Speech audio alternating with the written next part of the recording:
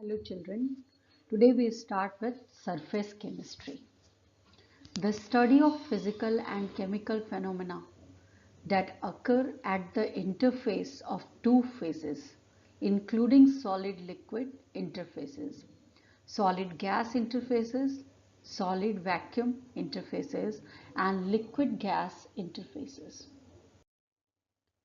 Today's session objectives: adsorption, adsorption versus absorption, types of adsorption, physiosorption and chemisorption, desorption, adsorption isotherm, adsorption isobar and catalysis. Adsorption. Adsorption, the phenomena of higher concentration of any molecular species at the surface than in the bulk, is called adsorption. Adsorbent, the substance on the surface of which adsorption takes place, is called adsorbent. Adsorbate, the substance which is being adsorbed on the surface of another substance, is called adsorbate. Desorption, the process of removal of an adsorbed substance from the surface on which it is adsorbed, is called desorption.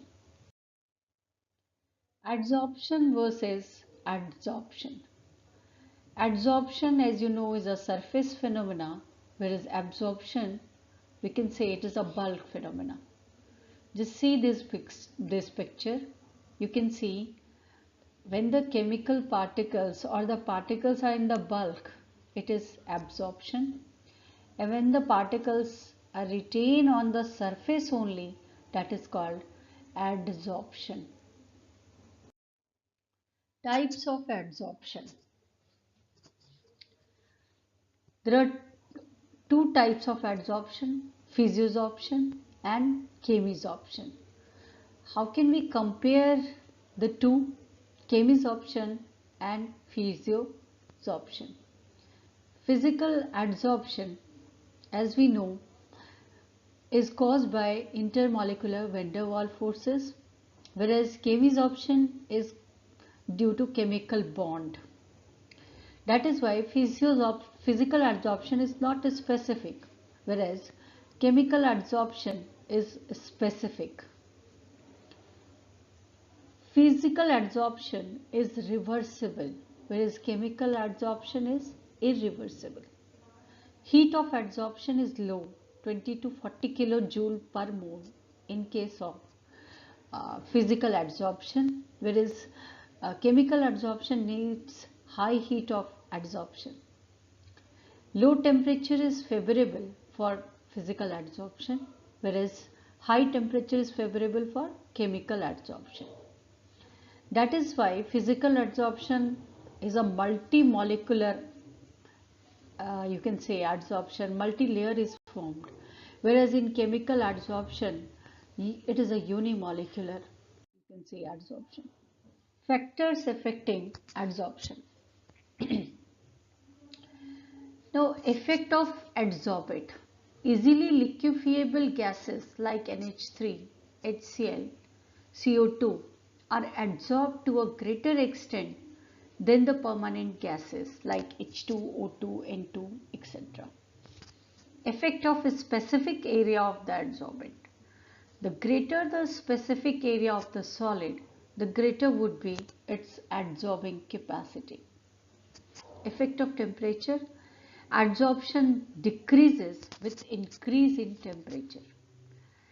An increase in pressure causes an increase in the magnitude of adsorption of an adsorbent. Now, Freundlich adsorption isotherm or Freundlich isotherm.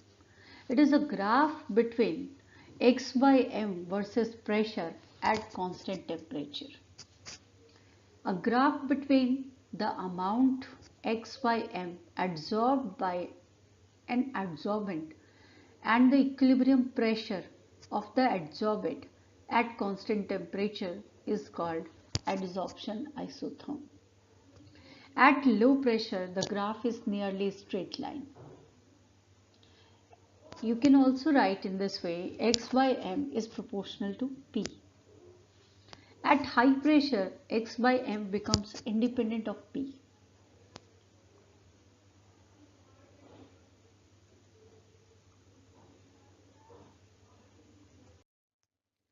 Application of adsorption. What are the application of adsorption? You can say in the purification of sugar,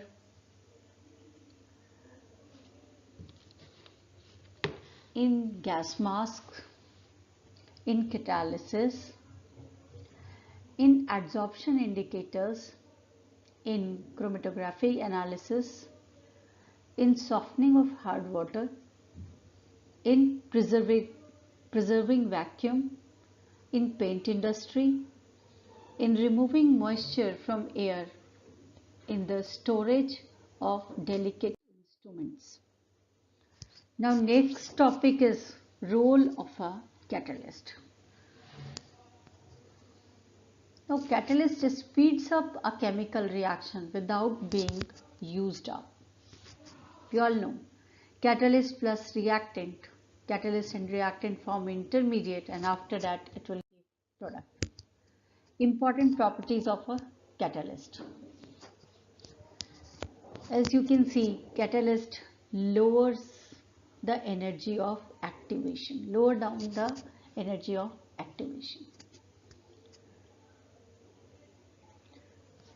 There is two terms, selectivity and activity. What is activity? A reasonable rate of reaction is needed.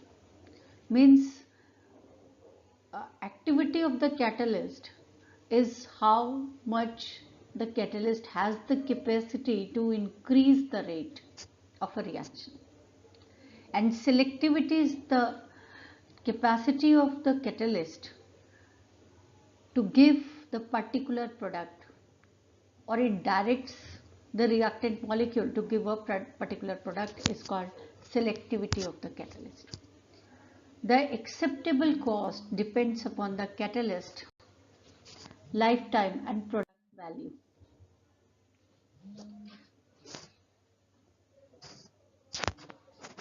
Catalysis. There are positive catalysts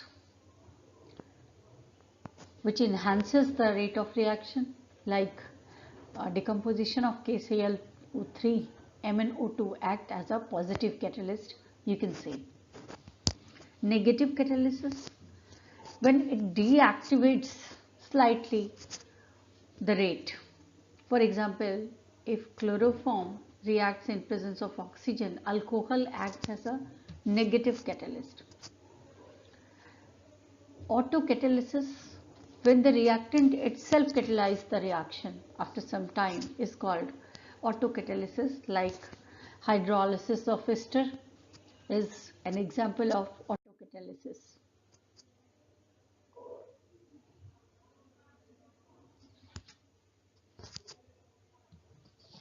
Now types of catalyst. It can be homogeneous catalysis and heterogeneous catalysis. Homogeneous, when the reactant and catalyst are in the same phase, then it is called homogeneous catalysis. For example, hydrolysis of ester, in presence of H plus ion, we can say it is a homogeneous catalyst because you can see the reactant and the catalyst are in liquid phase. Whereas sulfur dioxide, when turns into sulfur trioxide in presence of nitric oxide, lead chamber process, you can say it is a homogeneous catalysis. Heterogeneous catalysis, when the reactant and the catalyst are in different phase, then it is called heterogeneous catalysis. For example, in the synthesis of ammonia, N2 and H2 are in gaseous phase and iron as catalyst is used, which is in solid phase. Then that is called Heterogeneous catalysis. Enzyme catalysis. As you know, enzymes are very specific catalyst. They are highly specific in nature. They need optimum temperature and pH. There are few examples of enzyme catalysis. Thank you friends. We will discuss next topic in the next video. Thank you so much.